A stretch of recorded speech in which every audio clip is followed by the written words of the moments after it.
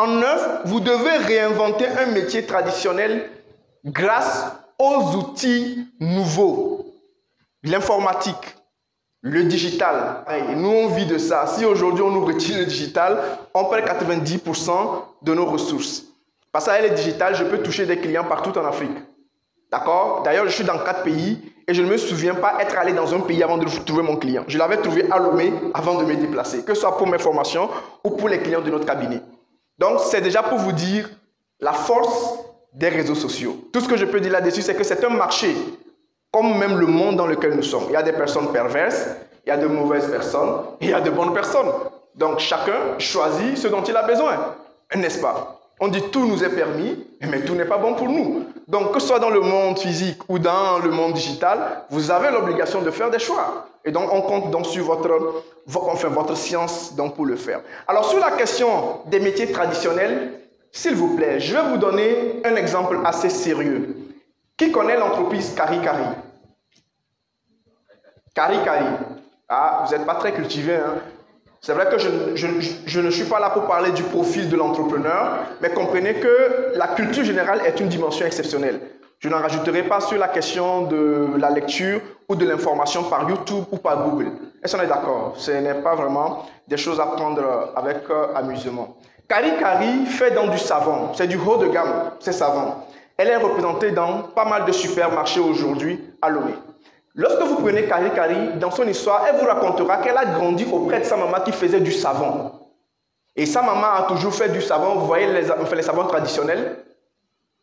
D'accord? Si aujourd'hui vous faites les recherches, vous mettez sur cet écran, à gauche ou à droite, les anciens savons de sa maman traditionnels et le résultat de son innovation aujourd'hui pour donner Kari Kari, à là, vous allez dire waouh!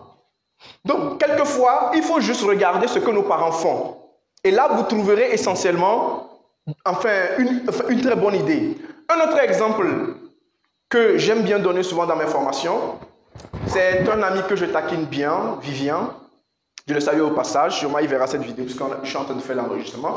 Vivien est un jeune que j'ai rencontré à Kara qui m'a dit, Hospice, je t'ai vu à Lomé grâce aux réseaux sociaux. Et il dit, je souhaiterais que tu puisses m'accompagner. Et là, je lui pose la question, tu fais quoi? Il me dit qu'il fait sciences politiques. C'est très intéressant. Première année.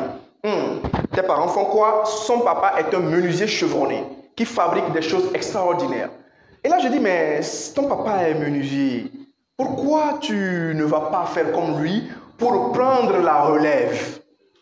D'accord? Mais aujourd'hui, le jeune homme, il fait sciences politiques alors que son papa a payé toute sa scolarité avec les revenus sûrement de la menuiserie. Donc, quelquefois, la bonne chose aussi serait de réinventer un métier traditionnel. Ça part de là.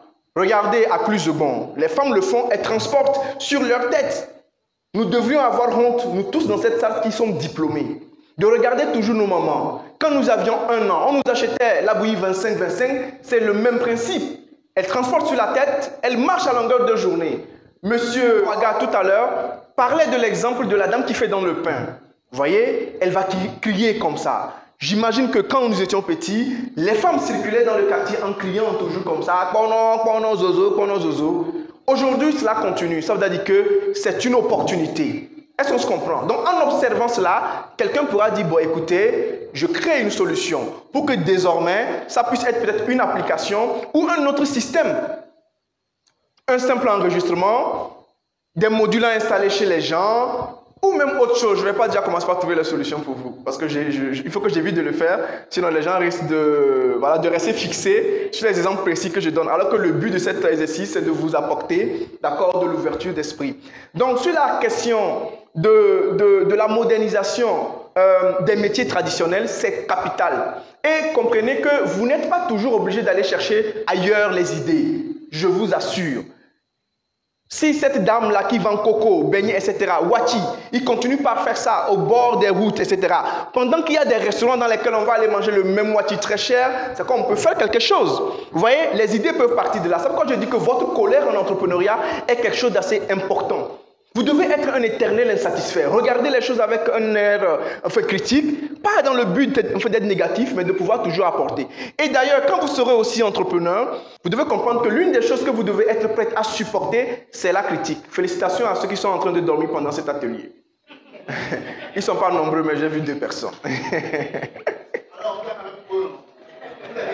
Allez, on a cambouré, on a cambouré, on a cambouré.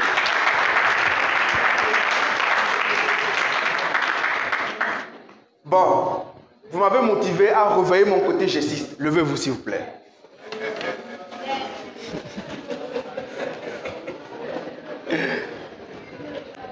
On tape les mains. Ago, mago, ma. Vous répondez, il n'y a pas de gestiste ici. Oh, oh, oh. Ago, mago, ma. On fait comme ça.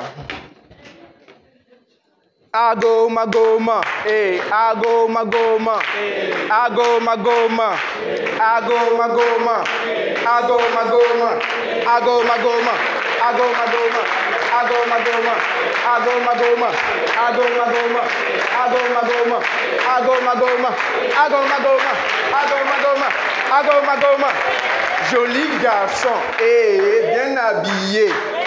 Bien sapé. Joli sourire. Jolie barbe. Jolie veste. Joli bandin. Jolie chaussure. Joli pantalon. Jolie alliance. Jolie lunette. Sans défaut. Sans défaut. Vous dites sans défaut. Sans défaut. C'est un béninois. Naturellement, ce n'est pas un défaut. Donc, merci. Donc, juste pour vous... Vous savez, un entrepreneur, c'est quelqu'un qui doit avoir plusieurs compétences.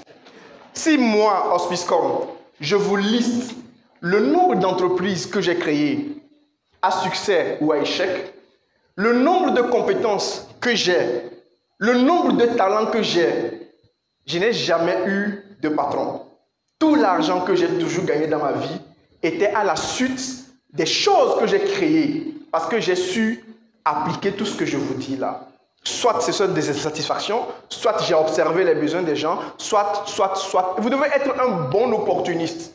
On ne peut pas faire de l'entrepreneuriat en étant droit dans ses bottes. Quelquefois, il faut avoir des yeux démesurés. C'est capital. Souvent, la foi, et je regrette de le dire, mais c'est une réalité, veut nous caser dans un cocon de réflexion. Contredisez même la parole que vous lisez. Derrière ça, vous pourrez aussi avoir votre vie. Arrêtez aussi d'avaler ce qu'on vous interprète. Pourquoi ce n'est pas à vous d'interpréter aussi la même chose? C'est une possibilité, n'est-ce pas? Donc la dialectique doit être dans tous les niveaux de notre société, même dans la religion.